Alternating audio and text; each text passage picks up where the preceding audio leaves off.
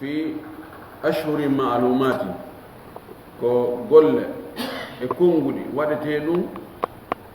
e nokku hertiɗo ɗum ko Makka, Mina e Arafa e Muzdalifa, waɗe e zamanu mum on lebbi mum hajju ɗin no andira noon kal islam ɗum ɗon woni hajju. ɗum ɗo no watteno ɗum ɗo ko shi'aru ko tawata ko annabi Ibrahima sallallahu alayhi wa sallam ko e makko ɗum ɗo fuɗɗi ko kanko Allah subhanahu wa ta'ala atti yamirde yo ɓantu suudu Kaaba ndun o hajja e mayru, o nodda yimɓe yoɓe hajju. yu'adhdhim fi nnasi bil hajji ya'tuka rijalan wa ala kulli damirin ya'tina min kulli fajjin amiq. joni noon ɗum ɗo woni sunna annabaɓe ɓen ha ado nelaɗo sallllahu alayhi wa sallam tawi batte no annabi Ibrahima hajjiray noon no maadita no heddi, kono tawi piiji ɓuy ɓeydama toon, piiji ɓuy kadi ɗoytama toon, on to maati Allah subhanahu wa ta'ala heyɗintinni noon yamirore nden fi hajju ngun ɗe wonande ɗe mofte ɗo. Allah subhanahu wa ta'ala o wi ka deftere makko ɗo, walillahi ko Allah wodani ala nasi e hoore yimɓe ɓen hijjul bayti hajjugol ka suudu Allah. hajju fof ko gootum ka suudu makko hormortendu andano ɗum, man istata'a wonande taganaɗo ilayhi faade e suudu ɗum sabilan laawol, taganaɗo hewtugol toon. o taganaka waɗɗaki mo taganegol ngol ko heɓugol jawdi ko naɓata on tigi kon e ko acca ka ɓeygure makko e ko ñamoyta toon e ko artirta kon. tawa kadi mo mari cellal ɓanndu makko ndun no mari doole waawgol waɗagol golle watteɗe toon ɗen, tawa laawol ngol hakkude on tigi ka woni ɗon e suudu Kaaba ndon ka woni ɗon, laawol ngol no holni, tawa ko yeɓata wonkima ko yeɓata jawdi ala hakkude muɗum. si ɗum ɗon wattike tawi on tigi ko o hellifaaɗo, ko o julɗo, ko o joom haqqille, tawi ko o dimo kadi, ɓay ko yettesoɓe ɓen kadi so tawi hara ɓe jaɓi wonde ko ɓe yettesoɓe haraya ɗum waɗɗaki ɓe yarla ɓe yaafa. se sonnaajo e madhabuji goo inni taw hamo wonde e duuma haram makko, ma so wonda e duuma haram makko ɗo kam e madhabuji luttuɗi ɗin yo taw haram wonde e yaadeteɓe wonduɓe makko hoolaɓe wawayɓe mo hiwde, tawa goɗɗum ko boni waɗatamo. si ɗo ɗo fof si tawi timmi haray hajju mum waɗɗike on tigi. waman kafara mo yeddi wi moɗi hajju ɗum ko bonnere jawdi, ɗum ko sama kala noon, fa inna allaha tabiti wonde Allah ganiyum ko yondiniɗo anil alamina ga e tagore men. Allah ala haaju e tagore men fes, ko ɓe rewatamo kono ɗum ɓeydatamo, si ɓe yeddima ɗum lorratamo. ɗo ko soto Ali Imran woni aya capanɗe jeeɗiɗi. ɗo holli wonde hajju uggi ko farlimu. o addi makuji nelaɗo ɗin kadi ko timmita wonde hajju no waɗɗi e hajju ngun no jogii ɓural, jogii baraji, jogii moƴƴereji heewɗi. o addi o hadis arano ɗo taw hollugo wonde hajju ngun farlimu. oɗo hadis watti wulure e temeɗɗe ɗiɗi e capanɗe jeɗɗi e go'o. وعن ابن عمر اتما عبد الله بن عمر رضي الله عنهما أن رسول الله صلى الله عليه وسلم قال ونلنا الأماكي بني الإسلام على 5 الإسلام أمهام إهور لجوي تقال جوي أرننقل شهادة أن لا إله إلا الله وسيدة قل وندر بيتير على سونا الله وأن محمدا رسول الله وأن محمد ونلا الله tugalal ɗimmal ngal wa igami salati ñinnugol julde nden daranode waɗande no hani waɗirde noon, tammu ɗum wa ita i zakate ittugol zakka on so onti heeɓi jawdi ndi zakka waɗɗi e muɗum fewndike ka zakka o gitteteɗon, wa hajjil bayti e hajjugol ka suudu Allah hormantendu, wa sawmi ramadana e horugol suumaye. oɗo hadis ko ni o ardiri hadisaji ɓurɗi ɗuɗde ɗin koɗi sakkitori ko hajju mum, ngal ɗon tugalal jowaɓal ngal. ɓay noon si wiyama ko tugale hunde tugale mum ɗen ɗon ko beeɗe waɗe tugale ɗen tawaka haray ala ko lutti kon ka agge joni noon nde wonno no jaa e tugale islamu ɗen hajjogol ka suudu allah mo taganama holli ɗum ɗo ko farilla ko waɗɗi ɗum hadis heeɗo ɗon on kanko watti wulure 150 وعن أبي هريرة رضي الله عنه إتما أبو هريرة يلا ويلتنو صحابة بنفو قال وي خطبنا رسول الله صلى الله عليه وسلم الله عني من خطبة يندقو ولي خطبة فيوت بولين بيوتا بي إما يمير بي ما هذا بي ما ريرنا بي ما رنتنا بي نلا رواني من خطبة يندقو فقال وما كده الخطبة مكون يا أيها الناس ونو يمبي إن الله تبكي وند الله قد فرض عليكم الحج الله فرلي هور مدوم حج فحجوا حج جمع الله فرلي من حج قلنا أو حج ماكي باودون وماكي هي ذروني ترقيلا ما تركتكم كمي أتشني أنكم كمي ورال في منكم تونانغو تولاندو لان في منكم ذروني أتشيلا ترقيلا ma taraktukum kon komi accani on komi acci mi landaki o mi wowlali mi yamirali fanke taw nangu coke nagolde fa innama halaka man kana qablakum andu ko hal korno ɓen attinoɓe en moftali attinoɗe yonni ko honɗum waɗi ha ɓe halki ɓe borra ɓe perdi bi kasrati su'ali ko sabu heewugol lande maɓɓe ɗen ɓe landa to piiji fof ɓe landa hono wonde arna landagol fi yo andu hutora ko landagol to fi landagol jaabawol ngol noon ara tawa nano ɓe faalirano noon kono joni ala ko wole a wiyata a anda ala andike ɓe aynama ko hunde kaari si welama koygol jakka hari haade anda isa landanoki bete handa jogui porte sortir inna no min mi haade min anda mi simiɗo anduno ɗum naani ɗum wi ko heewgol maɓɓe lande واختلافهم على أنبيائهم إلوت نيرغول بأنباء مأبي إلوت نير هوري أنباء مأبي وي أدون دو بسالو بودا دون دا إلوت نير أنباء مأبي كغول dewe ɓe luutondiri e maɓɓe ka ɓonngudi woni yentondire woni feddeji ko ɗum halkiɓe allah subahana taala halkiɓe fes sina ɗum kala sili annabajo o e yimɓe makko ɓe nawi ɓe luutondiri ko yiwo ko eɓe jokku ɗum kanko ko allah woni mo e giɗude sa iwtiri ɓawa mo allah woni e giɗude a majjata sa iwtiri ɓawa ta kan a majjata kono a koɗo ayni a taƴindoto a gasa huɓoya ko majjuɓe ɗo ko ɗum ɗo halkono attinoɓe ɓen nela no rentano mofte mum ɗen waɗugol ɗum ɗon hon ɗum heewgol landagol e luutodirgol e annabajo mum o wi fa ida amartukum simi yamiri on bi cheyin hunde fa atu minhu mastata'tum are waɗon hunde komi yamiri on ko fodde taaga moɗon min ni waɗe taw on tegetaken no waɗe ɓen ko maddo feere kon si yaho yaatayi ko taaga on woni wawata newnanama ya waɗu ha hewtinoyaka hatti ɗon ha ka taaga ma on hatti ɗon sa waɗi ɗon haray yeeso ɗon kon allah no yaafima kono ha ka taaga ma on gaynata ɗon si a hewtaali ɗon ganin ɗon ɗon a nangitete ko ɗum o wi sha'ir o wi walam ara fi uyubi nnasi ayban ka naqsil gadirina ala tamami mi yaali ella wonɗo yimɓe ɓen waronkugol waɗugol ko mari feere waɗugol salo timminde sala waɗirde no waawiri noon e haa ka waawi ɗon o wi wa ida nahaytukum simi haɗi on noon an cheyin hunde fada'uhu tertende fes ɗo o wiyaali son taagana o anndi ka waɗugol no wara no waawa ronka taaganeede jooni wiyeɗa e waɗu hunde ɗum feppondirata ɗo nawni ma feppondirata hayɗa e settoyaga feppondirane ɗo e alhaali mo tawata fewɗo ngawata wadde kono accugol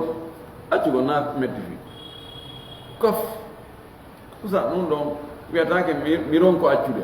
mi ronko accude ko goɗɗi goo tun on ti wiyata mi ronko accude ko ɗi allah haɗi ɗin fay noon ti wiyata mi ronko accude i laamuji durdarankoji ɗin haɗi ɗi ɗum on tigi accani rawahu muslim ko fillel so ko imam muslim shahidu on ɗo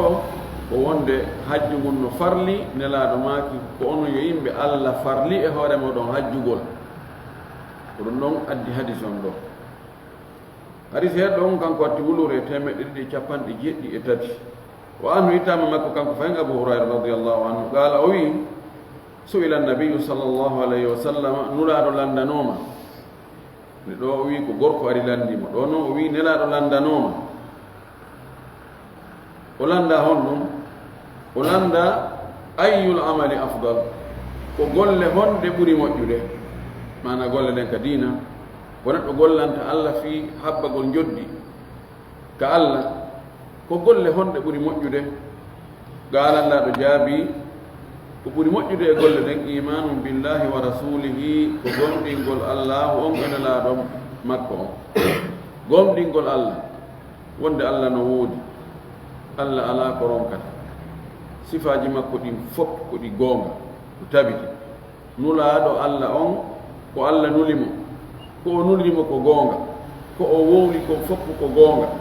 ko o yamiri kon fof koko haani wadde koko moƴƴi ko o haɗi kon fof koko boni koko haani accude hoolo ɗum gomɗina ɗum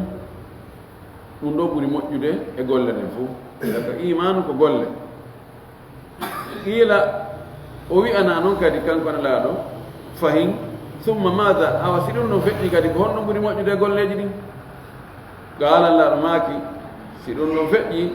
aljihadu fi sabilillahi ko waɗugol jihadi fi ɓantugol laawol diina allah ko ko haɓugol wakkilo gerto fiyo diina allah kan yo ka ɓantu haɓida e ayɓe allah ɓen haɓida e cheytane haɓida e wonki mum kin fi yo diina kan yo tabutu yo ka heɓu doole qiila o wi'ana kadi si ɗum ɗon feƴƴi summa mada refti ko honɗum kadi haray ɓuri moƴƴude si ɗiɗo ɗiɗi feƴƴi qaala allah ɗo maaki hajjum mabruru ko hajju ɗigguɗo ko hajju moƴƴuɗo ko hajju waɗaɗo ko haani wadde kon e mum acca woɗaji ɗin e muɗum ɗiɗo ɗeɗo golleji tati ɗiɗo golleji tati ko ɗiɗo ɓuri moƴƴude kono ko niɗi kadi ardodiri ko gomɗingol ngol si feƴƴi ɗon waggol jihaadi ngol si feƴƴi ɗon hajjoygol ngol muttafaqu alay no jeya wa hadis o no fotta e sellugol muɗum iɗan hajju ngun ko e nder 3 premier on ka golleji moƴƴi jeeya o wiɗo almabruru ɓa wiɗo hajju mabruru almabruru huwa alladi la yartakibu sahibuhu fihi ma'siyatan ko wiyete hajju ɗigguɗo ko hajju mo tawata jommu hajjuɗo on e nder hajju ngu o faggitaki ɗon yeddugol allah yartakibu faggitagol o faggitaki e nder hajju ngu goopi geddi ko ngun wiyete alhajjul mabruru hadis heɗɗo ɗon on kanko watti wulure 1,174 wa anhu fangitama kanko abu hurayra radiyallahu anhu qala o wi sami'tu rasulallahi sallallahu alayhi wa sallam yaqul minaninu lala on no maka man hajja kala wo hajjuɗo kala mo hajji falam yarfus tawa o soccodiraali e sonnaɓe rafas ko aljima ko muqaddimatuhu ko yiidugol e sonnajo e piiji ndaɗɗirteɗi ɗin yiidugol e sonnajo lornodirgol e mawlidirgol e fijidugol hara waɗalu e nder hajju makko ngu walam yafsuk o façon ginnaaki no ko waɗugol bakkatuji ɗin e nder hajju makko o waɗali ɗiɗo ɗi noon raja'a o artay ka yawmi waladathu ummuhu wo ñande yumma makko jibinnomo bimana o artay wona ndemara mo fanɗiri wo ñande yumma makko jibinnomo de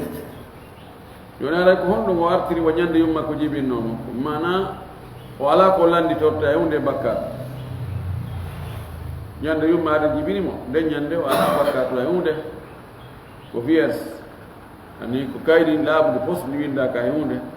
idan sonti yeyi o hajjoyi tawi ko ɗum ɗo ni o gerdi ñande hewtitika makko haray no wayi o ñande yumma makko jibinnomo ka angal bakkatu ɗum ɗo ɓural molanangal muttafaqun alayhi no fotta sellugol hadis ɗo hadis heɗɗo on kanko patti wulure 1,775 wa anhu ittama makko kanko abu hurayra fayin أن رسول الله صلى الله عليه وسلم قال ماكي العمرة عمرة إلى العمرة هاي عمرة هيدر دونغو